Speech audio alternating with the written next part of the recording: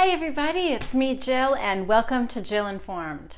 This is the recap of The Real Housewives of Beverly Hills Season 8, Episode 5, Unfashionably Late. Well, we have managed to make an entire episode surrounding Dorit not showing up to have drinks with Teddy. We start this episode off with Dorit International. No, I'm sorry, it's not called that anymore.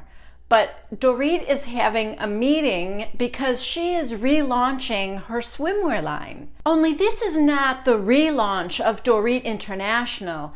This is a new line called Nava Swimwear. Doesn't that just roll off the tongue? Nava Swimwear. So we learn that Nava is the middle name of her daughter Phoenix. I didn't hear that at first and I thought she said Felix. I was like, who the hell is Felix? I didn't even know her daughter's name was Phoenix because, the kids don't get much airtime. She's meeting with these women, I don't know who they are, but she tells them that she would like to have the first collection out for Resort 2017. And the girl's like, wow, that's really soon. Dorit goes on to say, I think the collection needs to be a reflection of me. So I'm thinking red. Fiery red and hot pink. And the girl's like, yeah, red is having such a moment right now. And Dorit says, such a moment. It's just the color red, okay? Meanwhile, on the other side of town, Teddy shows up at a restaurant at 4 p.m. sharp because not only is she an accountability coach, but she has been taught that it is a sign of respect for somebody when you show up on time when you're meeting with them, which it is. Bravo shows us the counter, and she's still sitting there waiting. Oh, I should mention that Bravo also makes a point of showing us how hard it was for her to drag herself away from her kids. And her kids didn't want her to leave, and she looked like she was having so much fun with them. But so out the door she goes to just sit in this restaurant. After she had been there about 5 or 10 minutes, she sent her first text to Dorit, just saying, hey, I just got here, and I'll see you soon. No reply. The next one was at 4:36 or something, about 35 minutes later, and that one said, hey, still here waiting for you. I hope everything's okay. No reply. Almost an hour later, so this is like 4:54 or something, she gets a call from Dorit saying, oh, I'm sorry I'm running late. I was on an overseas call and I couldn't get off, but I'm on my way now. And then you hear her asking the driver how close she is, and the driver's like, well, 15, 20 minutes with traffic. So she wasn't there yet. She still had another 20 minutes to go, which would have made her about an hour and a half late. But you weren't really on an overseas call, were you, Dorit? No. You were in a meeting in your living room, describing yourself as fiery red and hot pink. You could very easily have texted Teddy to tell her you were running late. I think you forgot. Okay, everybody, please forgive this little center voiceover section. So when I watch these episodes, I fast forward through the commercials and I take notes for my review. I seem to have missed about a 6-minute chunk of the show. I don't know if I fast forwarded too far or what happened, but when I went back through to pull screenshots, there were a couple of scenes that I have no memory of. So, because I never saw the scenes, obviously I never took any notes and I did not film myself talking about them. So the next scene that aired was at Kyle's house, and she was on the phone talking to Lisa Rinna, who is on vacation in Canada with her family. And I always feel the need to mention Portia and show her because she's so cute and adorable. But nothing else really happens in this whole scene. It takes us to Vanderpump Dogs. Lisa shows up and they're talking about their rescues. Lisa Vanderpump brings up the charity Saving Spot, and she mentions that she and Ken were going to do a deal with them, but then things got sketchy and it fell through and they pulled out of the deal. One of her employees comes in with this cute little furry tan dog, and Lisa just falls madly in love with it because she said, "It looks just like Ken."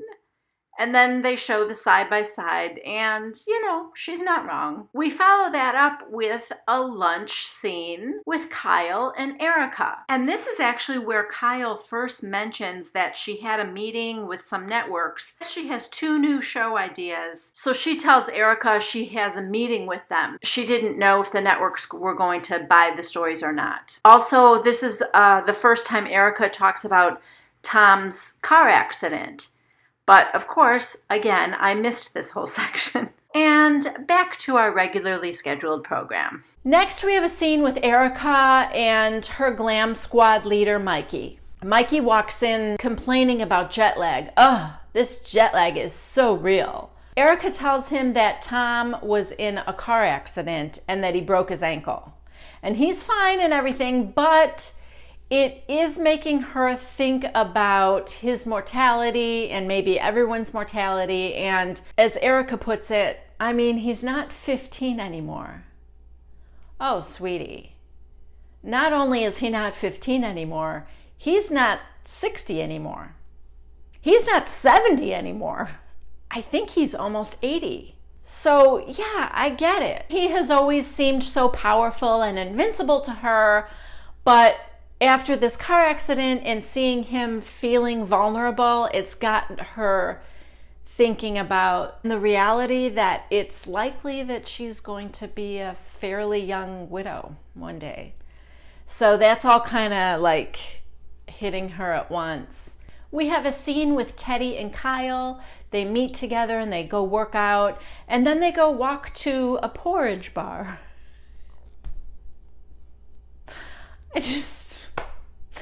I love all these new shops, and I love the whole health food thing. I wish there were more where I lived, but a porridge bar, I mean, I don't see that as one of these stores that's going to be in business 100 years from now. You know what I mean? They sit down to talk and they have their salads and smoothies or whatever. And Kyle mentions the meeting that Dorit and Teddy were supposed to have but didn't. Teddy had to tell Kyle, listen, she was 54 minutes late when she called and she was still 20 minutes away, and I don't think that's cool. She should have just called me. She's like, I'm not dying to have drinks with Dorit. If she would have just told me she couldn't make it, that would have been fine. Oh, but this is not the last time we're going to hear the story. I told you at the beginning, this entire episode is surrounding this meeting that never happened. Next, our throwaway scene is Rinna showing up in New York City at a hotel. We learn that she is there to substitute for Kelly Ripa on Live with Kelly and Ryan. And we see her check into the room and then wipe down all these surfaces with a disinfectant wipe, like all the phones and the light switches and the TV remote. And it is a little OCD, but I'm not mad at it. The only problem is, who's got enough room in their suitcase to carry a big thing of disinfectant wipes? I don't. The next scene is Dorit and Kyle having lunch together. And Kyle does this thing that she does all the time, this two-faced thing that I can't stand. When she's with Teddy, it's all fun to kind of make fun of Dorit. And now that she's with Dorit, she's making fun of Teddy. So she starts off with making a joke about, oh, would you have left if I didn't get here on time? Or, Kyle, what are you stirring that up for? And then Dorit says, oh my gosh, do you know that 6 minutes after I was supposed to be there, she's texting, where are you? Are you okay?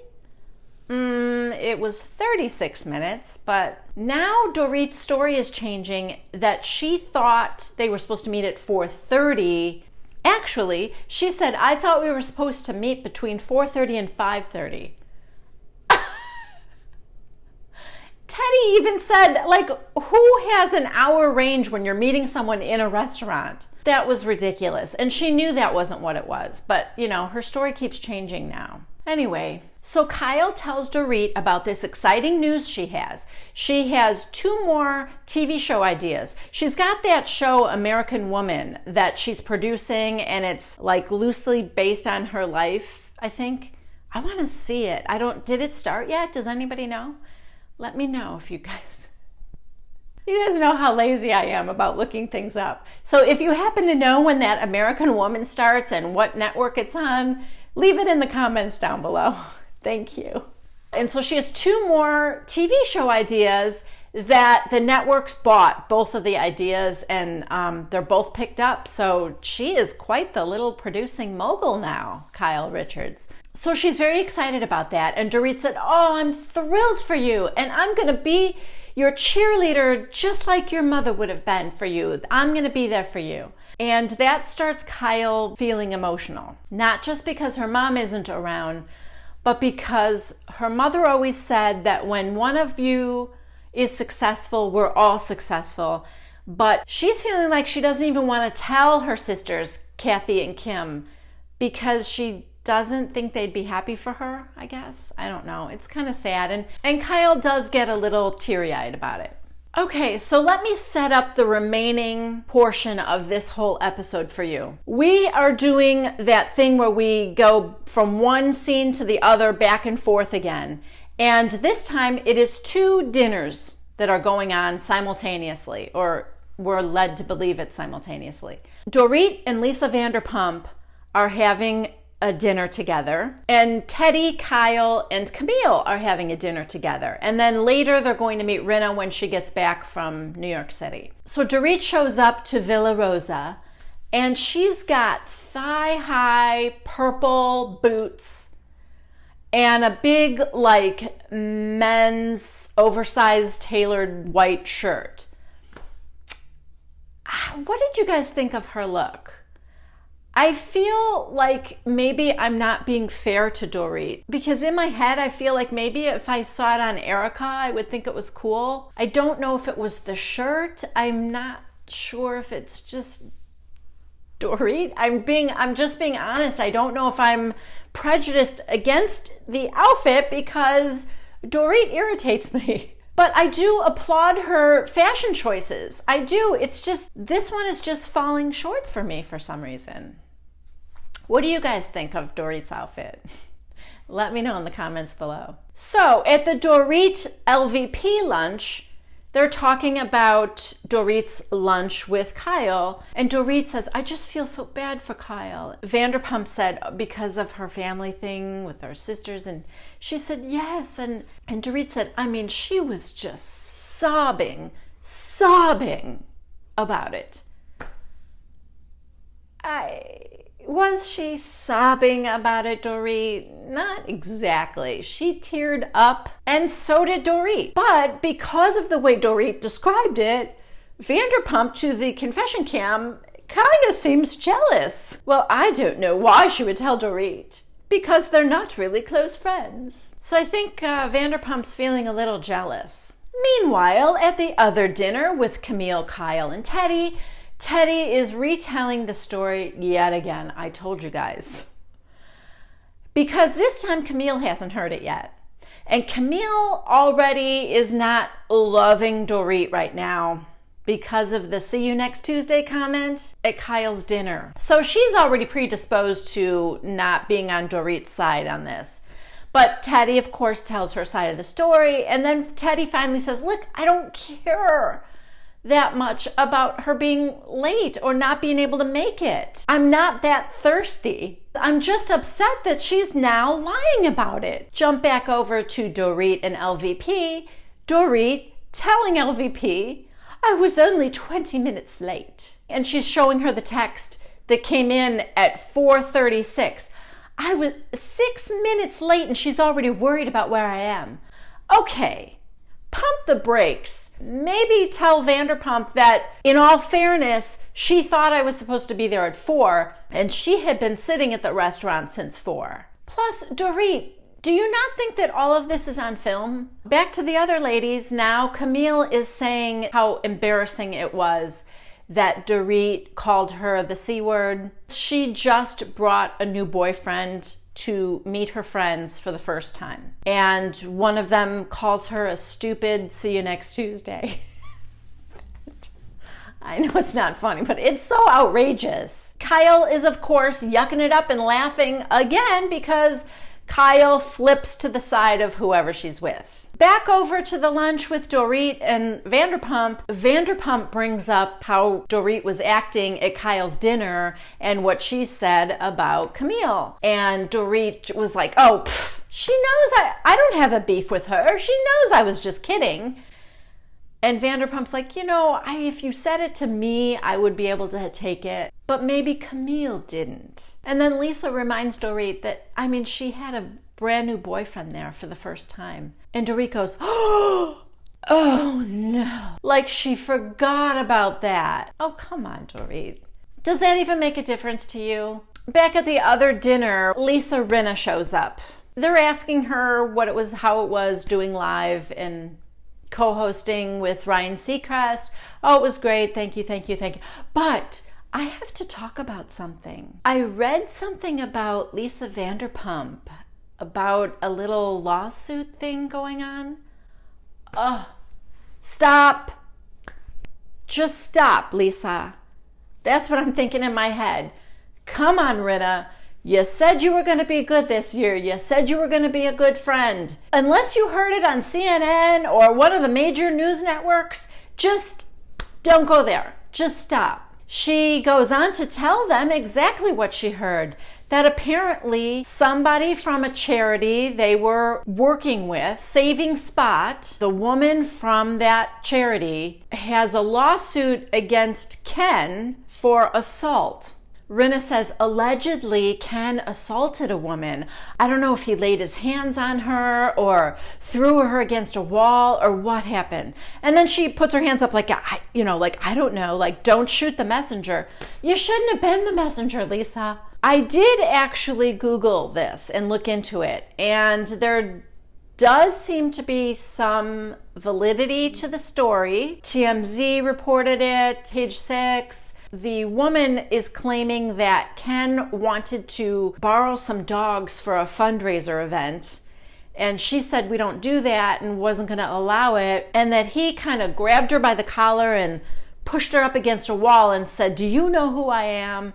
I'll destroy you. Now, allegedly, this is now just what I'm reading. I'm pulling a Lisa Rinna here with all you guys. That's my disclaimer, is that this is just something I read. I don't know. You can't believe everything you read, but I also think where there's smoke, there's fire. There's probably some element of truth to the whole thing.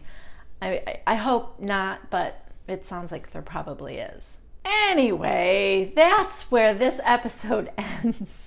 I hope you enjoyed yourselves. Thank you so much for joining me. Please subscribe to Jill Informed if you haven't already. Please give this video a thumbs up if you liked it. And as always, I love to hear your comments, so please comment down below. I will meet you guys right back here every Tuesday at 1 p.m. Central Time for the next recap of The Real Housewives of Beverly Hills. I'll see you next time.